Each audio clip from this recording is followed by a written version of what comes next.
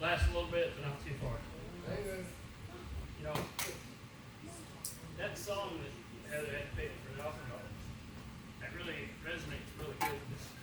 I grew up being told that I wasn't worth it. I would never make it in life. I wouldn't be able to do anything. But here I am today. Amen. Because my faith was strong. God watched over me no matter what I ever done. God watched over us yesterday. Got us baseball tickets. You guys seen that? I'll post that on Facebook, on the group chat. You know, I'm a diehard Cardinals fan, just like a Dallas Cowboys fan. I like them both. Ain't nothing wrong. I always stood firm with both of my teams, no matter what, win or lose. And she bought tickets for us to go there for Christmas. It was a Christmas gift. It was actually for me, Chad, Stephen Ray, her brother, the one that lives in Seymour, and Jeremy. Stephen Ray's a Cubs fan. So it was Cubs in St. Louis.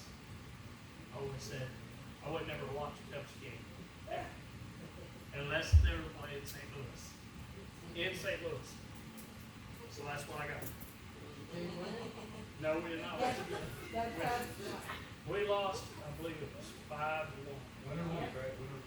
Win or lose, you're always a fan, no matter what. You gotta have faith in your team, no matter what.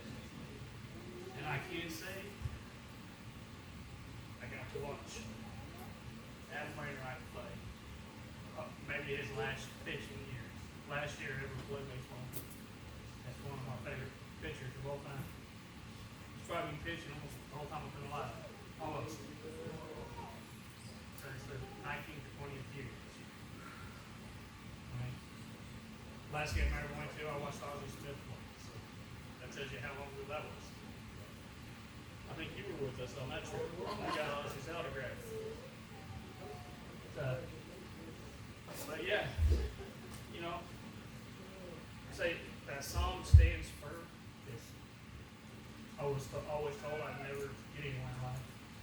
But standing firm in my faith, even though I walked a life that before it wasn't a godly life, I knew who God was, and I always spoke about my faith.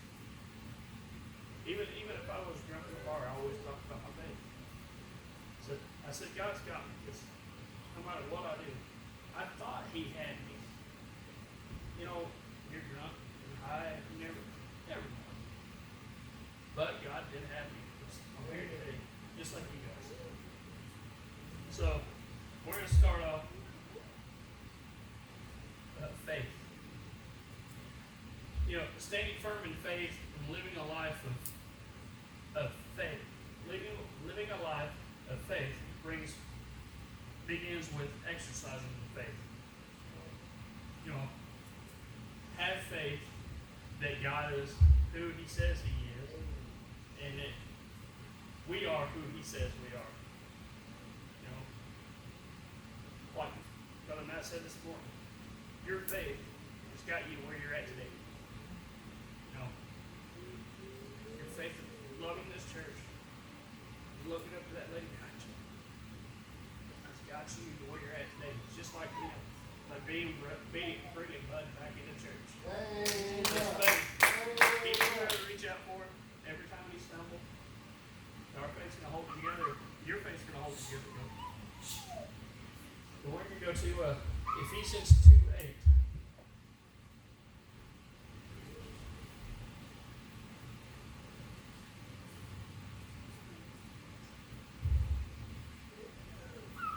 Everybody there? All right. For by grace are you saved through faith, and that not of yourselves, it is the gift of God.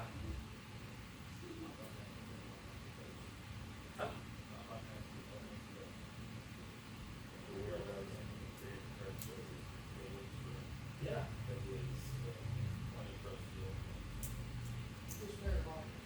All right. It would have done good in our memorization.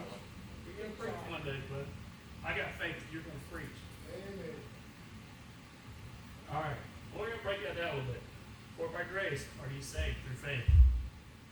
Grace alone means God loves, forgives, and saves us. Not because of who we say we are, but what we do. But because of, or no, let me start that over. Grace alone means God loves us and saves us, not because of who we say we are or what we do, but because of the works of Christ. We are not good enough to earn salvation, but God declares us righteous for Christ's sake, who receive that grace through faith alone. We can say who we want, we can say who we think we are, but God's going to show who we are. All we got to do is have that faith. Faith of a mustard seed. It's small. Just a little faith. It's going to carry you a long way. You know? And it is a gift from God. Faith is a gift. We're going to go to Hebrews 1:11. Or 11:1, really. Let me get that right. 11:1.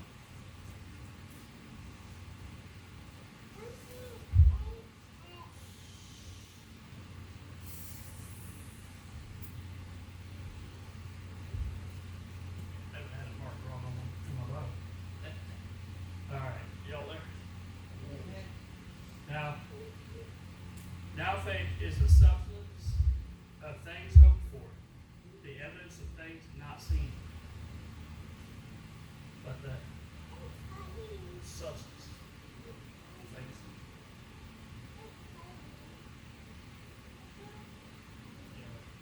You always hope that you got faith.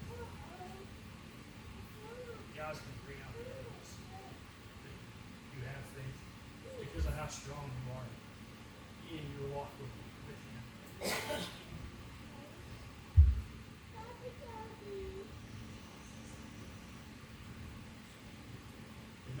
Nobody sees that faith. Don't see the evidence of that except for Him. So that's why we got to continue to push and walk. But continue to reach out to people when you're stumbling.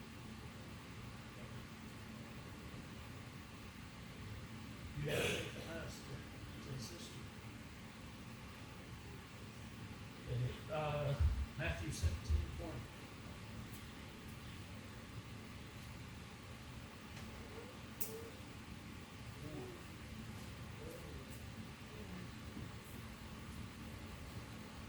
Yeah, 17:20.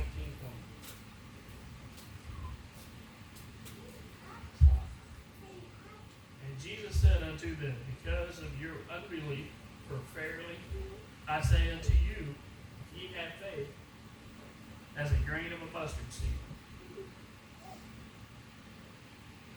So I mentioned it a while ago. You probably didn't think I was going to read on that. I knew you would. You had that faith that I would, huh? That's right. Right. All right. And Jesus said unto them, because of your belief, for your unbelief, for verily I say unto you, if you have faith as a grain of a mustard seed, ye shall say unto this mountain, remove hence to yonder place, and it shall remove, and nothing shall be impossible unto you. So there you go. That faith. You have faith, everything can happen. To move mountains. 17, Luke 17:5-6.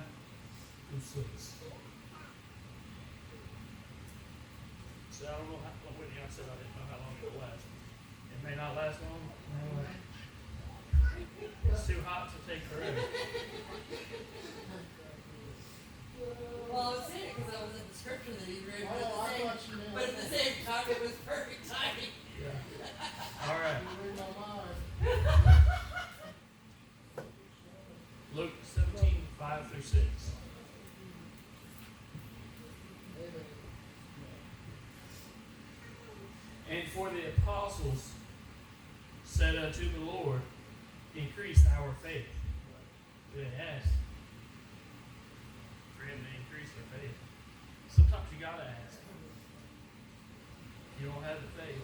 If you don't feel that you have the faith, ask for it. 6. And the Lord said, if ye had faith as a grain of a mustard seed, you might say unto this sycamore tree, be thou plucked up by the root, and be thou planted in the sea, and it should obey you. See, it all comes back to that seed. You know, we can see Daniel as an example, standing firm in his faith. You know, you read in there, Daniel was thrown into the lion's den. Right? His faith, him being faithful, is what got him there to begin with. But his faith pulled him out. You know, the people went to King Darius petitioning to cast and make a law against serving God and not him. If you didn't serve King Darius, you were a brick law. You know?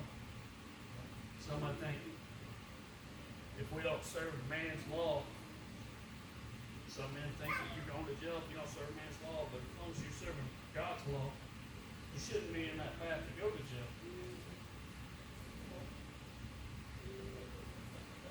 But someone's going to come and knock on your door because you're not living the right life that they think you should live. And then we go to Daniel 6, 16 through 11.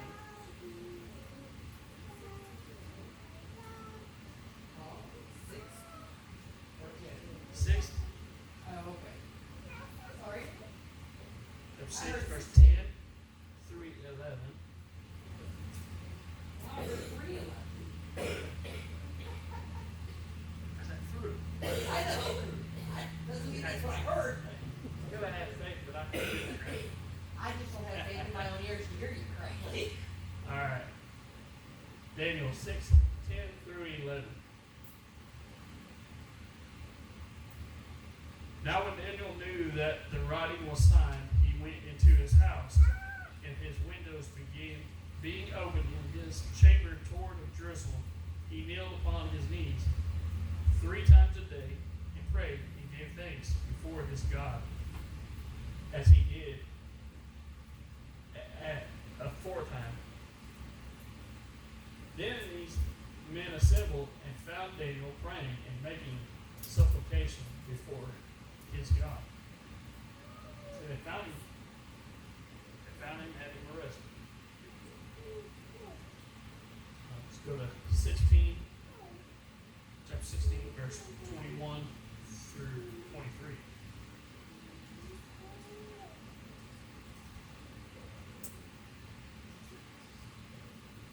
No, not chapter. Never mind. It's still verse. It's still in chapter 6. So, no. Chapter 6, verse 16. The heat might be getting to me, yes. Then the king commanded, and they brought Daniel and cast him into the den of lions. Now the king spake and said unto Daniel, thy God whom thou servest continually, he will deliver thee. See, when you read into this, King Darius actually started believing that Daniel was doing right. But everybody else, all the other his men said no. He's not worse than you. It's a sin. It's a crime. So it's a sin in their eyes, which is a crime. But what we're reading in 21, 23, we might figure something else out.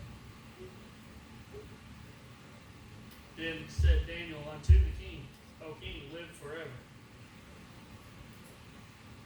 My God hath sent his angel, and hath shut the lion's mouth, that they have not hurt me, forasmuch as before him innocency was found. He was innocent.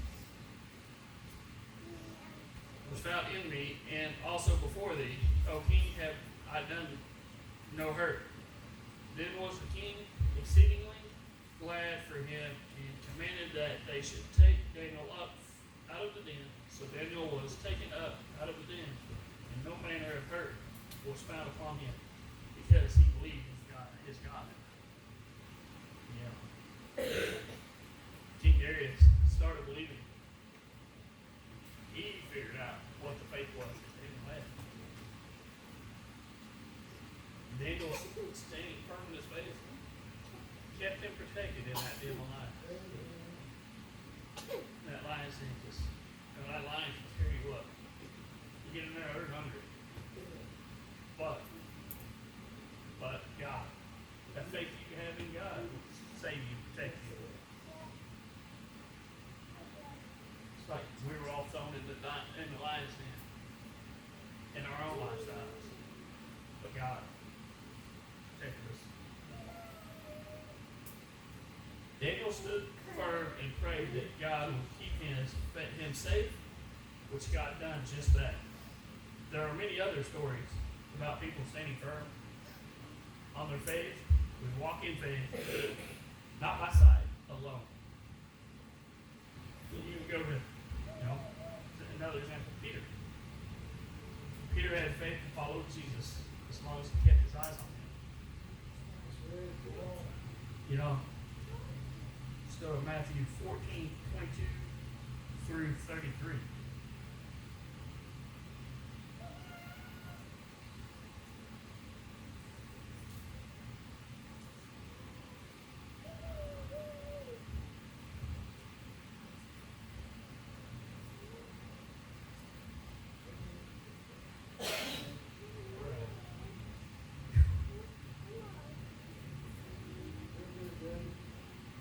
Matthew 14:22. And straightway Jesus constrained his disciples to get into a ship and to go before him unto the other side, while he sent the multitudes away. And when he had sent the multitudes away, he went up into a mountain apart to pray. And when the evening was come, he was there alone. But the ship was now in the midst of the sea, tossed with the waves, for wind was contrary. And in the fourth watch of the night, Jesus went unto them, walking on the sea. And when the disciples saw him walking on the sea, they were troubled, saying, "It is a spirit." And they cried out for fear. They scared them because they didn't know what was going on. They'd never seen him do this. But straightway Jesus spake unto them, saying, "Be of good cheer. It is I. Be not afraid." And Peter answered him and said, "Lord, if it be thou, bid me come unto thee on the water." And he said, "Come." And when Peter was come down out of the ship, he walked on the water to go to Jesus. But when he saw the wind boisterous, blowing real hard, he was afraid, and he began to sink. He cried out to the Lord, "Save me." And immediately Jesus stretched forth his hand, he caught him, and said unto him, "O thou little faith, wherefore didst thou doubt?" When they were come unto the ship, the wind ceased. Then they that were in the ship came and worshipped him, saying, Of a truth, thou art the Son of God. Once you take your eyes off God, you lose your faith a little bit. Don't take your eyes off God. Don't lose your faith. God will pick you up. All you gotta do is call out to him. Peter called out, said, help. God reached his hand out and helped. So standing firm in faith that Jesus is always the answer, and he will help you and guide you to be faithful and obedient to God. If you question your faith, just turn to God. Just like that, without even reading it. Come to the altar. So the altars are open now. That's all I